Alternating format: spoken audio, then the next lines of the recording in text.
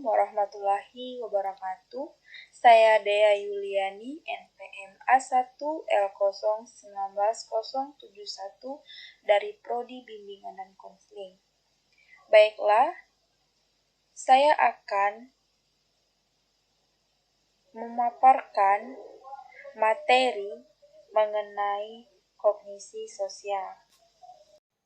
Pada materi yang pertama, pengertian kognisi sosial. Kognisi sosial adalah cara individu untuk menganalisa, mengingat, dan menggunakan informasi mengenai kejadian-kejadian atau peristiwa-peristiwa sosial. Dalam menganalisa peristiwa terdapat 3 proses, yaitu yang pertama, attention adalah proses pertama kali di mana individu memperhatikan gejala-gejala sosial yang ada di sekelilingnya. Yang kedua, encoding, yaitu memasukkan apa yang diperhatikan ke dalam memori dan menyimpannya. Yang ketiga,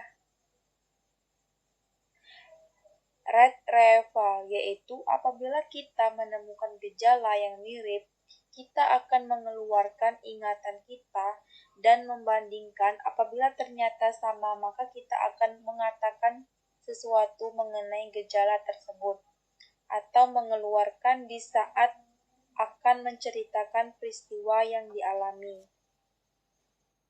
Pada slide selanjutnya, aspek-aspek dasar dalam kognisi sosial.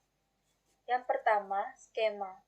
Sebuah skema adalah seperangkat tatanan struktur, pengetahuan, atau pemahaman mengenai beberapa konsep atau stimulus. Skema semacam kerangka atau gambaran membantu individu dalam mengorganisasikan informasi suatu fenomena yang diperhatikan individu. Ada 3 jenis skema, yaitu yang pertama, person. Gambaran mengenai atribut-atribut atau ciri-ciri dari individu lain atau diri individu itu sendiri. Yang kedua, roles, yaitu gambaran mengenai tugas dan peran individu-individu di sekeliling kita. Yang ketiga, events, yaitu gambaran mengenai peristiwa-peristiwa sosial yang dialami atau dilihat individu sehari-hari.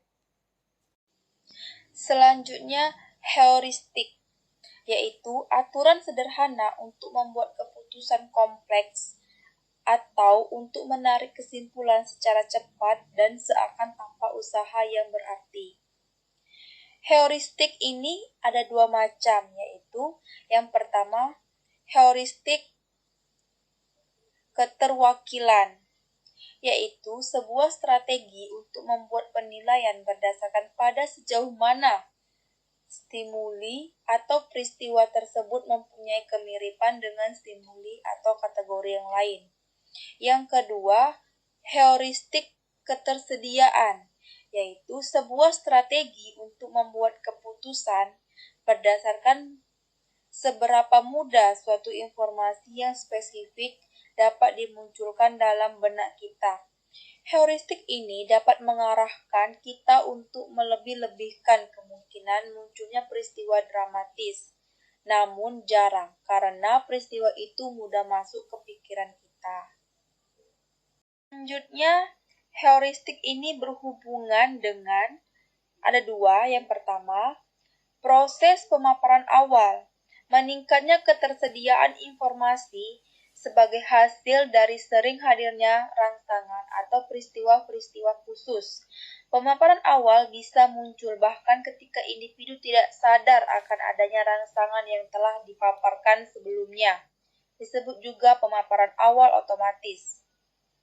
Nah, ada cara lainnya adalah pemrosesan otomatis yang terjadi ketika setelah berpengalaman melakukan suatu tugas atau mengolah suatu informasi tertentu, yang seakan tanpa perlu usaha yang besar secara otomatis dan tidak disadari.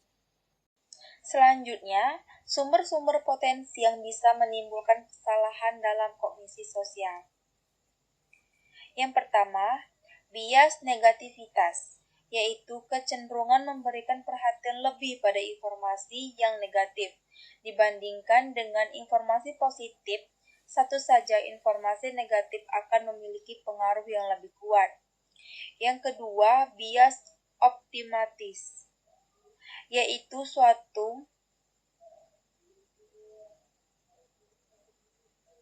presposisi untuk mengarahkan agar segala sesuatu dapat berakhir baik. Yang ketiga, pemikiran kontrafaktual, yaitu pemikiran suatu yang berlawan dari keadaan yang sekarang. Selanjutnya, yang keempat, pemikiran magis, yaitu berpikir dengan melibatkan asumsi yang tidak didasari alasan yang rasional. Yang kelima, menekankan pikiran, yaitu usaha untuk mencegah pikiran-pikiran tertentu memasuki alam kesadaran. Proses ini melibatkan dua komponen, yaitu proses pemantauan yang otomatis yang mencari tanda-tanda adanya pemikiran yang tidak diinginkan yang memaksa untuk muncul ke dalam kesadaran. Ketiga pikiran tersebut terdeteksi proses. Yang kedua terjadi yaitu mencegah agar pikiran tersebut tetap berada di luar kesadaran tanpa mengganggu pikiran yang lain. Yang keenam, afek dan kognisi. Bahwa perasaan membentuk atau mempengaruhi pikiran akan membentuk perasaan, begitu pula dengan perasaan dan suasana hati memiliki pengaruh yang kuat terhadap beberapa aspek kognisi ataupun sebaliknya. Selanjutnya ada kognisi dan afek. Kognisi dan afek ini ada kaitannya antara kognisi dengan afeksi, walaupun berbeda tapi hubungan erat. Kognisi mempengaruhi afeksi dan sebaliknya. Afeksi yaitu perasaan seseorang terhadap suatu stimulus, dan kognisi yaitu cara berpikir seseorang terhadap suatu stimulus dalam menilai dan memahami suatu gejala sosial tanpa kita sadari ternyata dipengaruhi oleh perasaan kita pada saat itu. Kognisi mempengaruhi afeksi. Apabila kita berpikir hal-hal buruk, maka kita akan menjadi cemas, takut.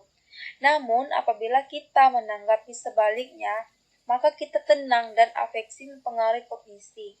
Ada perbedaannya, yaitu berpikir positif dan berpikir negatif.